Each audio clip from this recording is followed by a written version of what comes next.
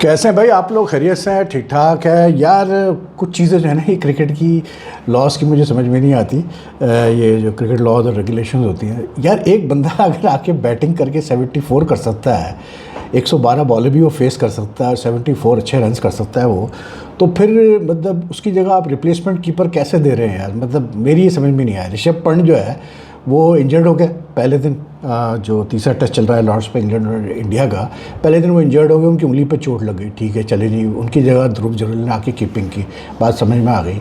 लेकिन भाई अगर इंजरी इतनी सीरियस है तो ऋषभ पंत तो फिर बैटिंग के लिए नहीं आता, सीधी सी बात है। लेकिन आया ऋषभ पंत बैटिंग के लिए और ऋषभ पंत ने 74 रन्स भी किए। उसके बाद अभी सेकेंड इनिंग्स में एक ओवर मतलब रह गया था दिन में, मतलब इंग्लैंड आया एक ओवर फेस करने के लिए, तो देखा तो फिर ध्रुव जुरैल आ रहा है कीपिंग करने के लिए, तो मेरे पल्ले नहीं पड़ा। या तो भाई आप लॉ ऐसा बनाओ कि अगर एक कीपर इंजर्ड होता है तो फिर वो टोटली रिप्लेस हो जाता है मैच में, तो फिर जो है बैटिंग भी वही कीपर करे जो कि रिप्लेसमेंट आया है, सीधी सी बात है। लेकिन ये I mean it's very strange you know that the keeping कोई और करेगा, क्योंकि ओरिजिनल कीपर को चोट लगी हुई है। लेकिन वो ओरिजिनल कीपर की चोट ऐसी नहीं है कि वो बैटिंग नहीं कर सकता, तो आके बैटिंग भी करेगा और रन्स भी करेगा। ये जो क्रिकेट कमेटी बनाई हुई है इन्होंने, आईसीसी वालों ने, ये बैठ के क्या करता है मेरी समझ में नहीं आता। लेकिन बहरहाल पोजीशन ऐसी है भाई तीसरे टेस्ट की कि बिल्कुल इवन स्टीवन है इस वक्त। मतलब अब तक 3 दिन का जो खेल हुआ है ना, उसमें ऐसे ही चला है कि किसी को भी मैं बार बार ये कह रहा हूँ कि यू कैन जस्ट नॉट से कि दिस टीम होल्ड्स एज। और आप ये देखें कि मतलब इंग्लैंड ने 387 किए तो इंडिया भी एग्जैक्टली 387 पे बोल्ड आउट हो गया अभी लास्ट सेशन में, यानी कोई लीड नहीं किसी को भी। और इंग्लैंड ने फिर 2 रन्स किए थे विदाउट एनी लॉस। तो अब जो भी रन्स करेगा इंग्लैंड जो है वो अपने सेकंड इनिंग्स में वही टारगेट होगा इंडिया का। बट फिर 2 days remaining in the game and maximum से 180 ओवर्स पॉसिबल हो सके, तो थोड़ा सा डाइसी इंग्लैंड के लिए इसलिए है कि England is like the series is level and knowing England very well they now have a chance. अगर अनटिल अनलेस के कोई बहुत मेजर कल कोलैप्स नहीं होता है इंग्लैंड का बैटिंग का, तो वो एक अलग बात है, वो तो फिर सिचुएशन बिल्कुल ही चेंज हो जाएगी मैच की। लेकिन अगर नॉर्मल तरीके से इंग्लैंड गया तो फिर मुझे लगता है कल England will go for runs, because they know कि लास्ट डे पे अगर इंडिया को बैटिंग कराना है और इंडिया को टारगेट सेट करना है तो एक डिसेंट टारगेट सेट करना पड़ेगा क्लोज टू 300, फिर जाके जो है इंग्लैंड के चांसेस है कि वो टेस्ट मैच जीत सकते हैं। द बेस्ट पार्ट इज़ कि यार ये टेस्ट मैच में, बल्कि इस पूरी सीरीज़ में आप देखें तो पिचेस ने बड़ा अजीब तरीके से जो है बिहेव किया है। आज भी इस टेस्ट में भी हम देखें तो at times this pitch is totally dead, कुछ भी नहीं कर रही होती है, ना बॉल स्विंग हो रही होती है, ना सीम हो रही होती है। और जैसे पहले सेशन में हुआ कि एक सिवाय एक ऋषभ पंत के जो रनआउट के कोई विकेट नहीं गिरी। फिर दूसरी तरफ आप देखें तो स्पेक्ट्रम के तो लास्ट सेशन में 5 विकेटें गिर गई, इंडिया की आखिरी 5 विकेटें गिरी सिर्फ 70 रन पे। तो the pitch and on in the last session you could see very well के क्रिस वोक्स को, हालांकि 112-113 ओवर की गेंद थी वो, लेकिन उसके बावजूद क्रिस वोक्स भी और आर्चर भी और इवन ब्रेंडन कास, तीनों को थोड़ी बहुत मूवमेंट मिल रही थी इन द पिच, जिसकी वजह से उन्होंने विकेटें भी ली। तो थोड़ा सा मतलब जो है ना, ये पिच का बिहेवियर ऐसा है कि बिल्कुल रिजल्ट आ सकता है, there is no two ways about it. But now it will all depend on just 2 days of cricket, क्योंकि ये तो आप समझ लो ये इनिंग्स तो मतलब बराबर हो गई, इसको एक तरफ करके रख दें। अब क्या होता है 2 दिन में कितना इंग्लैंड रन्स कर पाता है ये देखना पड़ेगा, और उसके बाद ही सही पता चलेगा क्या पोजीशन आती है। लेकिन इंडिया अगर 387 भी पहुंचा तो आई थिंक उसमें थोड़ा सा like England also batted pretty slowly in the first innings. I think India ने भी जो है इनका भी रन रेट कोई 3.24 ही था जो इन्होंने 387 किए। थोड़ा सा मुझे लगा कि इस पिच के हिसाब से दोनों टीमों ने मतलब एट टाइम्स बहुत ही स्लगिश और स्लो बैटिंग की है। मतलब खास करके आज जब जैसे ये पार्टनरशिप चल रही थी उसकी, जब वो आउट हुआ, ऋषभ पंत आउट हुआ, उसका केएल आउट हुआ, तो उसके बाद फिर जो है ना मतलब जैसे नितिश रेड्डी और जडेजा जब बैटिंग कर रहे थे, they were a bit too slow in the second session. I mean Nitish Reddy ने 30 रन किए 91 बॉल्स पे, Jadeja took nearly what do you call it 131 balls for 72, whereas I thought that they could have accelerated। बात ये है कि जब आपको एक अच्छा स्टैंड मिल गया फर्स्ट सेशन में, ऋषभ पंत और केएल ने बहुत अच्छी बैटिंग की, केएल ने 100 की आज, फिर सेकंड 100 ऑन एट लॉर्ड्स, तो मतलब 141 की दोनों की पार्टनरशिप थी। और विकेट भी जो गिरी ऋषभ पंत की वो जस्ट 1 ओवर बिफोर लंच गिरी। तो जब इतना अच्छा डोमिनेटिंग स्टार्ट आपको मिल गया तो उसके बाद फिर आई फेल्ट कि you know India should have in the last second session in particular they should have applied some pressure on the England bowlers, क्योंकि गर्मी भी थी, पिच भी ऐसा कुछ नहीं कर रही थी। तो these are moments which you have to seize in a test match, जब आप देखते हैं कि हाँ यार ये टाइम है कि अब हम अपोनेंट को हम बिल्कुल दबा सकते हैं और नीचे गिरा सकते हैं। तो आई थिंक वो कर नहीं पाई इंडिया, एंड अब बिट टू मतलब वही जिस तरह इंग्लैंड ने फर्स्ट में बैटिंग की थी उसी तरह नीतीश कुमार रेड्डी और जडेजा ने भी बैटिंग की। ठीक है, जडेजा ने भी 72 की है, लेकिन like you have to look at things in the context of the match और the outcome of the match. अभी तो खैर हमें नहीं पता क्या आउटकम होगा मैच का, लेकिन I think both sides have been a bit too slow in this test match. और 3.24 इंग्लैंड ने 3.02 पे बैटिंग की। मतलब टेस्ट मैच में आजकल इतने स्लो रन रेट पे बैटिंग होती नहीं है। Jofra Archer, I think his return in the one innings that he bowled he was pretty good. मतलब 20 उसने कोई 20 से ज़्यादा ओवर करा है और इतना ज़्यादा रन्स भी नहीं लिए। 2.25 का उसका इकोनॉमी का रेट है, and at times he was really impressive. मतलब उसको जो पेस उसने जनरेट की वो बहुत इम्प्रेसिव थी। He was a bit unlucky also, edges भी मतलब मिस प्ले एंड मिस बहुत हुआ, लेकिन उसको मिली सिर्फ 2 विकेटें। लेकिन आई थॉट के like coming back to play test cricket after such a long time, after 4 years, he put up a very good show, and specially after मतलब लंच जो उसने टेस्ट आउट किया है उसको रेड्डी को और जडेजा को, that was really like fearsome spell. एक ओवर में तो उसने ऐसा ओवर किया जिसमें एक बॉल भी उसकी 90 मतलब माइल पर आवर से नीचे नहीं थी, यानी he was that fast, he went up to 93 mph। तो that was really good, and he is got pace, pace तो वो जनरेट करता है। और वो लास्ट विकेट भी आप देखें जो सुंदर की गिरी है उसमें भी वो पेस से बीट हुआ है। सुंदर सीधी सी बात है, he went for the hook where it was not there, he went to pull the ball, it was not there and ball सीधी खड़ी हो गई। लेकिन ये कि पेस है, and I will say this again, मुझे यही फील आ रही है कि जी लास्ट डे पे जब इंडिया जाएगा रन्स करने के लिए, जो भी अप्रोच लेता है, आर्चर का रोल बहुत इंपॉर्टेंट होने वाला है। क्योंकि आई थिंक मतलब when a team is chasing a total और trying to play for a draw, वहाँ जब एक पेस वाले बॉलर होते हैं ना, इनका बड़ा एक इंपॉर्टेंट रोल आ जाता है, because they are the ones who are going to give you the breakthroughs. But he bowled very well Archer, there is no two ways about it. 2 विकेटें ठीक है उसको से मिली, but he was good, like rhythm उसका बना हुआ है। दूसरी तरफ अगर आप देखें तो जिस तरह केएल ने बैटिंग किया आज, आई थॉट के another very good innings, and KL despite all the criticism against him, despite जो भी बातें उसके बारे में की जाती है, सब कुछ किया जाता है, लेकिन ओवरसीज़ बंदे का रिकॉर्ड बहुत अच्छा है यार। मतलब लास्ट ईयर भी आई रिमेंबर जब ये साउथ अफ्रीका गया था तो इसने जो पहले टेस्ट में 100 किए थे और a pitch which was like जैसे माइंड फील्ड थी वो पिच, उसमें मुझे याद नहीं है, मेरे ख्याल से कितने 2-3 दिन में मैच खत्म हो गया था, इतना ज़्यादा मतलब पेस बॉलर्स को हेल्प मिल रही थी। लेकिन ही गॉट 100 देयर ऑल्सो।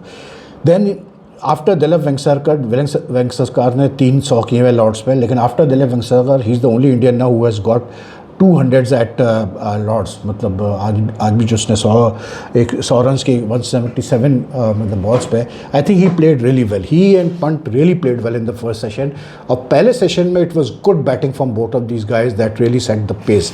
और बॉल चेंज का तो वही चलता रहा सिलसिला जैसे चल रहा है कि मतलब वो एक तो मुझे ये समझ में नहीं आया था कि यार एम्पायर्स ने जब ड्रिंक सेशन हुआ तो उस वक्त आपको लग रहा था कि बॉल चेंज करनी है तो आप उसमें चेंज कर लेते हैं, लेकिन उसका कमाल ये था कि ड्रिंक सेशन के बाद खेल रोक के उन्होंने बॉल चेंज करने का देखा तो पता ये चला कि ये जो डब्बा आया रिप्लेसमेंट बॉलर का वो कोई भी रिप्लेसमेंट बॉल गॉड से पास नहीं हो रही। तो मतलब स्ट्रेंज कि किस किस्म की बॉलें ये लोग इस्तेमाल कर रहे हैं मतलब for these matches. But these two they really better। Rishabh Pant despite having a finger injury, जिस तरह से यार वो मतलब एक एनर्जी लेके आता है ना बैटिंग में, जिस तरह से वो मतलब बॉलर्स को डिक्टेट करता है, वो कमाल है यार। मतलब आज तो उसको चोट लगने के बावजूद भी like he was not 100% fit, recovery इसकी हुई होगी कल रात को ओवरनाइट, लेकिन फिर भी हैंडीकैप तो था उसका। लेकिन उस हैंडीकैप के बावजूद उसने जिस तरह से खेला, जिस तरह से ही is got the hang of the English bowler in the series. मतलब आज जडेजा ने भी आज तीसरा सक्सेसिव हाफ सेंचुरी की। तो जैसे ऋषभ पंत हो गया, जडेजा हो गया, बहुत सारे तकरीबन सारे जो इंडिया के बैट्समैन हैं 5 इनिंग्स में अब तक, all of them at some time have really played very well and at times more than one have played well. तो except for maybe Karun जिसने अब तक बड़ा स्कोर नहीं किया, सब ने तकरीबन बड़े स्कोर कर दिए हैं, which is like good news for the Indian team के अगर बैट्समैन रन कर रहे हैं तो फिर तो आपको ऐसी कहीं ना कहीं मौका मिलेगा, पिचेस ऐसी मिलेंगी जहां आपके बॉलर्स काम उतार देंगे, जैसे कि सेकंड टेस्ट के लास्ट डे पे हुआ था। लेकिन ये है कि ऋषभ पंत बड़ा प्लेयर यार। और फिर बात वही मैं कहता हूँ ना कि ऋषभ पंत की बात सिर्फ उसकी बैटिंग की नहीं है, बात the way he keeps the people engaged with his banter, with his cheerfulness. और क्रिकेट के साथ साथ वो मतलब गेम को एंजॉय भी करवाता है लोगों को, मतलब जो उसकी नोक जोक चलती है ना फील्डर्स के साथ, वो कमाल है यार। KL as usual very solid, very मतलब I think he is one of the best right now Indian players of good swing bowling, seam bowling. और मतलब आज ठीक है फर्स्ट सेशन में इतना कुछ हो नहीं रहा था, और ये पिच थोड़ी सी स्लो साइड पे भी है जैसा मैंने कल भी बताया था, लेकिन उसके बावजूद यार मतलब आप ओवरसीज जाके 100 करें, it's always a very big achievement. तो I think both of them played very well. Jadeja also got 72, लेकिन Jadeja has been a bit too slow. ये अल्हम्दुलिल्लाह, ये पता नहीं क्या हो रहा है, जब भी मैं वीडियो करता हूँ तो ठीक है आती है अल्हम्दुलिल्लाह। एनीवे बाकी फिर इंग्लैंड ने जल्दी रैपअप किया भाई सेकंड, जैसे मैंने कहा लास्ट सेशन में आकाशदीप को, यानी कमाल आप ये देखें कि क्रिस वोक्स ने क्या इसको बोलते हैं, जब उसको आउट किया क्या अपना इसको आकाशदीप जब आया बैटिंग करने के लिए, तो जडेजा को आउट किया क्रिस वोक्स ने, ठीक है ना।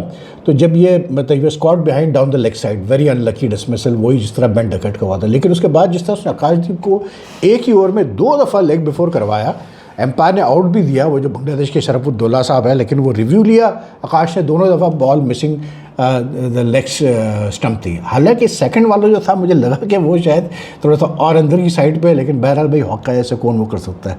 तो लाइक लीड नहीं, कोई साइकोलॉजिकल एडवांटेज नहीं मिला इंडिया को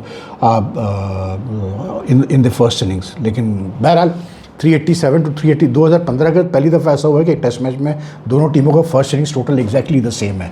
बाकी यार गावस्कर का मैं, एक तो ये बॉल चेंज का है, ये बड़ा मसला एक चल रहा है। जो रूट ने बात ठीक की है कि भाई अगर आप मतलब ये जो डिले हो रहा है जिसकी वजह से स्लो ओवर रेट भी हो रहा है, तो इससे अच्छा ये है कि आप मतलब 3 चांसेस दे दें साइड को कि वो बॉल अगर समझती चेंज होनी चाहिए तो वो एम्पायर को अप्रोच कर सके, which I think is fair enough. दूसरा ये जो गावस्कर साहब ने आज बहुत शोर मचाया वहाँ, मतलब एक चैनल में बैठ के जब पहला सेशन हो रहा था, तो उनको प्रॉब्लम ये हो रही थी कि इंग्लैंड ने वो उनका कहना ये था कि इंग्लैंड ने बड़े नेगेटिव टैक्टिक्स अडॉप्ट किए, क्योंकि at one stage England had 7 fielder on the on side, और थोड़ा सा शॉर्ट पिच भी की, लेकिन उतनी नहीं की शॉर्ट पिच बॉलिंग जितना मैं एक्सपेक्ट कर रहा था। लेकिन ये कि अब may be that's the reason क्योंकि विकेट स्लो है। लेकिन जिस तरह गावस्कर साहब ने उस पर वाहवाही मचाया, मतलब I was a bit surprised यार। आई मीन गावस्कर साहब वो बैट्समैन है जिसने जिस दौर में खेला है और जिन बॉलर्स को फेस किया है, जिन पिचेस को फेस किया है, मतलब जिन पिचेस पे फेस किया उन्होंने फास्ट बॉलर्स को, आई मीन क्या बात थी यार। तो वो बैठ के इसके ऊपर रो रहे थे कि जी वो मतलब नेगेटिव, अभी नेगेटिव क्या यार, टेस्ट क्रिकेट है, test cricket is suppose to be you know, मतलब टेस्ट क्रिकेट का मज़ा ही ना हो अगर हर चीज़ सीधे सीधे हो। मतलब ये थोड़ा बहुत टेढ़ा मेढ़ा तो होता ही है टेस्ट क्रिकेट में, कोई ना कोई टीम तो कोई हरकत करती है ना। अब वो थोड़ा सा I think England wanted to drive the runs and then add pressure on, put pressure on KL and this fellow Rishabh Pant, इस वजह से उन्होंने थोड़ा सा लेग साइड फील्ड रखी हुई थी। लेकिन भाई आजकल जो क्रिकेट हो गई है, जिस तरह बैट्समैन खेलते हैं शॉट्स, मतलब एक साइड से उठा के दूसरी साइड पर बॉल फेंक रहे होते हैं, तो आई थिंक इतना कोई इशू नहीं है यार। अगर बैट्समैन लेग साइड ट्रैप भी और वो वाला, अच्छा बॉडी लाइन का वर्ड इस्तेमाल किया उन्होंने गावस्कर साहब ने, which I think was very unfair यार। बॉडी लाइन तो बिल्कुल एक अलग चीज़ थी। बॉडी लाइन तो ये थी कि उसमें तो बाकायदा बैट्समैन को इंजर किया का इंटेंट होता था कि बैट्समैन या तो खेले या तो आउट हो या तो इंजर्ड हो। तो बॉडी लाइन कहना I think it was very unfair on part of Gavaskar साहब। लेकिन ये कि आजकल जिस तरह की क्रिकेट होती है यार, इसमें तो जो रिवर्स स्वीप और स्कूप शॉट्स और डिप शॉट्स, अब तो नहीं क्या क्या शॉट्स खेले जाते हैं, मतलब उसमें क्या अब रह गया कि एक साइड पर अगर आप बॉलिंग कर रहे हैं, अगर बैट्समैन चाहे तो वो एक साइड से दूसरी, और फिर अगर एक साइड पर 7 फील्डर है तो उसका मतलब ये है कि दूसरी साइड तो खुली हुई है ना फिर। लेकिन बहरहाल गावस्कर साहब का अपना ओपिनियन में क्या कह सकते हैं, ग्रेट आदमी है भाई, वो ग्रेट प्लेयर हैं तो वो अपना ओपिनियन बिल्कुल दे सकते हैं। तो ये है जिस इसलिए मैच खुला हुआ है, इंटरेस्टिंग मैच होना चाहिए आखिरी 2 दिन। कल पता चल जाएगा कि बुमराह कितनी अच्छी बॉलिंग करता है। Bumrah has been like you know in recent times in recent months he has been India's mainstay, but at the same time Siraj and Akash also bowling well. तो it will not depend, everything will depend on basically कि कल इनकी bowling कैसी होती है, कितना वो करते हैं। और फिर दूसरा ये भी है कि इंग्लैंड कैसे खेलता है। अगर इंग्लैंड ने वही फर्स्ट इनिंग्स वाली अप्रोच से खेलना है 3.02 के स्ट्राइक रेट से, तो फिर तो आप समझ लें कि ये मैच ड्रॉ ही होगा, फिर तो कुछ नहीं होगा। लेकिन आई डोंट थिंक कि वो अप्रोच होगी इंग्लैंड की। तो देखते हैं कल क्या होता है, should be interesting match. Anyway if you like this video, like and share it as much as you can, and if you haven't subscribed as yet to the channel, kindly do press the subscribe button, also the bell icon button, so that you get the latest updates whenever I upload a video. So take care. Allah Hafiz.